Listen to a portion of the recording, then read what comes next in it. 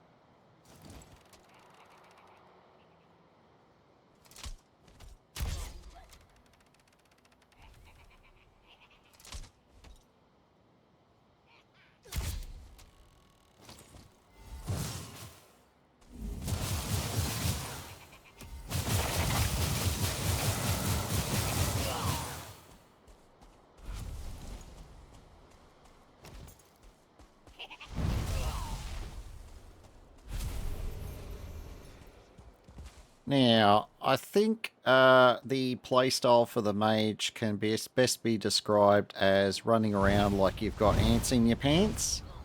And quite a contrast to my normal, very tanky playstyle, where you can ride out quite a lot of damage if you need to. With this build, yeah, not so much. Look, there'll be a time where the bubble will actually soak up a scary amount of damage, but that is not at the moment. That berserker would make very short work of my bubble if I was standing in front of him when he has his little hissy fit. So Hence me keeping him at arm's length. Yep, I know my Ida levels are low, but with a frost staff, it's like the frost effect from my mace, and it chills them. Although unfortunately in this case the chill effect doesn't last very long, so you've got to keep kind of refreshing it as you get some Ita going, but eventually he wanted to run away and that was fine with me.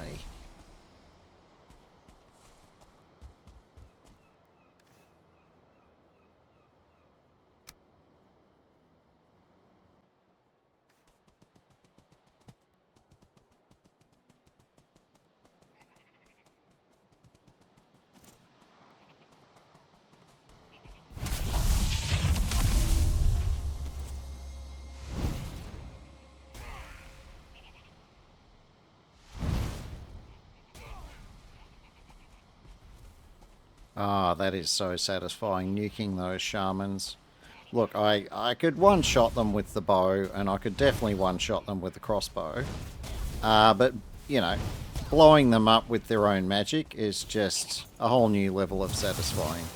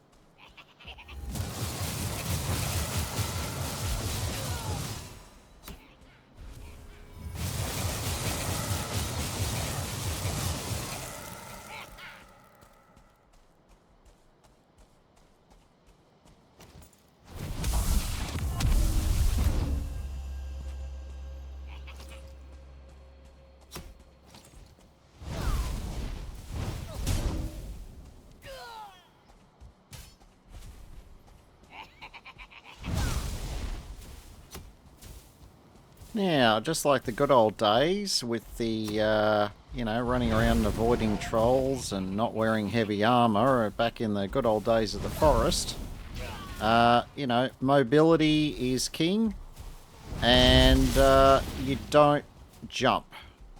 Definitely don't jump. Jump is a total waste of stamina, and there's nothing here I need to jump over anyway. But more importantly, you try and only run in short bursts, because most of the time, as a critter gets close to you and it's about to take a swing, if that's the moment that you choose to have a short sprint to get away from them, then their swing usually misses. So, and that's all I've got to do with this Lox. I turn around, I take a shot at him. If he's close enough, he tries to take a swing at me, but I've already turned tail and taken a few steps away by the time he gets a chance to follow through with it. So I never have an opportunity to find out if this shield can stand up to a Lox stomp, because I don't hang around long enough for them to do it. And I was a bit nervous that the Lox would actually do, you know, a lot more damage to me than just what my shield could handle. So this is the downside of having very light armor on. Sure, it makes you very mobile, but it means you don't take a hit very well.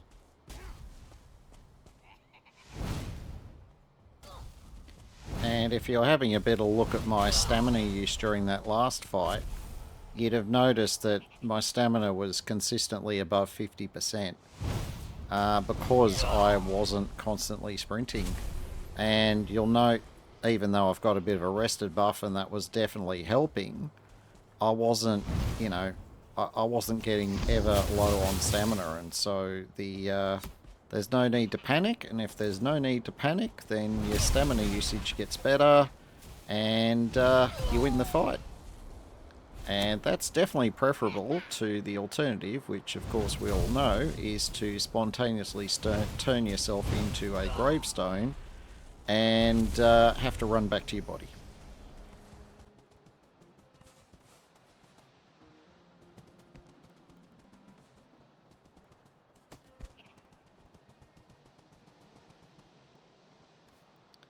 Okay, for those that already know, they already know. Okay, for those that don't know, I'm not going to spoil it, but this is a weapon demonstration that is designed to educate about some of the things that you might want to know about down the track. You know?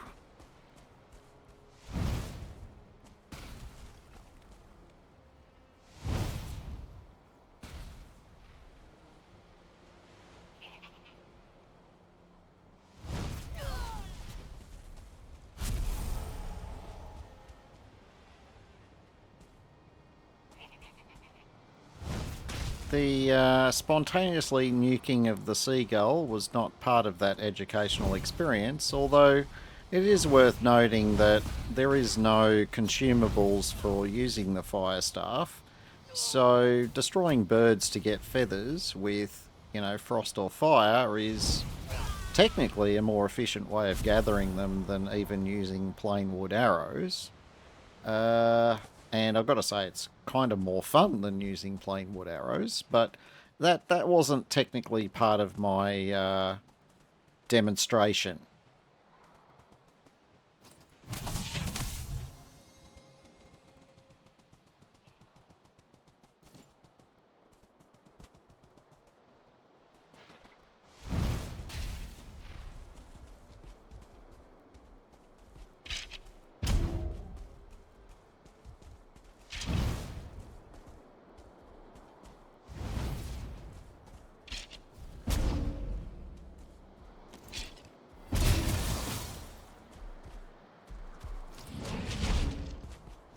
Now, you may wonder why I'm not using the frost staff against the locks. I have a funny feeling they're actually immune to frost, which actually makes sense because the lock's cape that you make gives you frost resistance as well. So, but you know, maybe I like to pre-cook my locks. You know, this is a flame grilled lox in its natural habitat.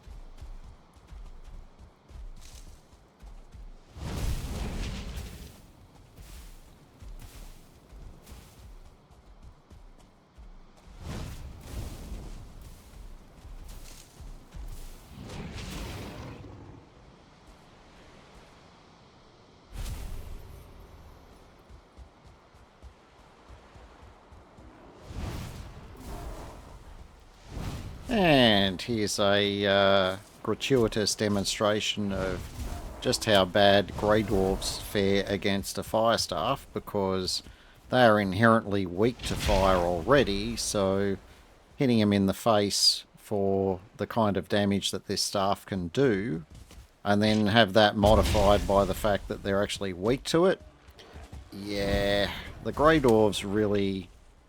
This is massive overkill to kill a Grey Dwarf, but it is still hilariously funny and fun.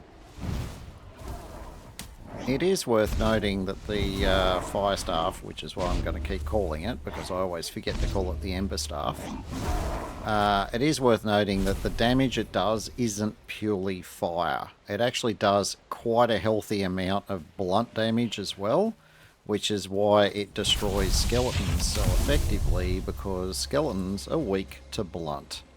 So, in the Black Forest environment, to say the fire staff is pretty much king is just an understatement. The one mob that the fire staff doesn't necessarily do ideal damage to is the trolls, but as I've adequately demonstrated, arrows or crossbow bolts to the head with a troll, yeah, it's actually quicker to kill them that way than it is with the staff. Alright, as I gradually bring the end of my weapons demonstration to a close, I'm also bringing the end of the episode. As I mentioned, it was a bit of a quiet one, a bit of a short one. If you've enjoyed the content, don't forget to give me a thumbs up and to subscribe if you're not already subscribed. In the meantime, my name is Rudimentary Rob. Thank you very much for watching and have yourself a fantastic day.